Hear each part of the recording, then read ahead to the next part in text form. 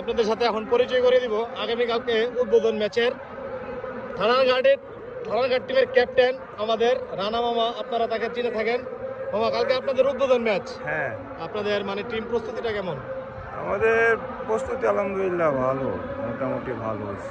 আর একটু লাউডলি, কারণ আজকে বাইরে সাউন্ড বেশি। হ্যাঁ আমাদের আরেকটা বিষয় হচ্ছে, কালকে যেহেতু বড় টিমের সাথেই খেলা, ধরতে গেলে মোহামেডান অনেক বড় নাম, তো সেই ক্ষেত্রে আপনাদের প্রিপারেশনটা খুব ভালোভাবে নিতে হবে আশা করা যায়।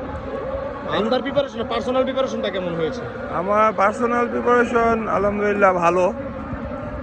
চেষ্টা করবো কালকে একটা ভালো একটা ইনিংস খেলার জন্য, একটা ভালো খেলা হবে ইনশাল্লাহ। ইনশাআল্লাহ। আর আপনাকে খুবই স্মার্ট লাগতেছে।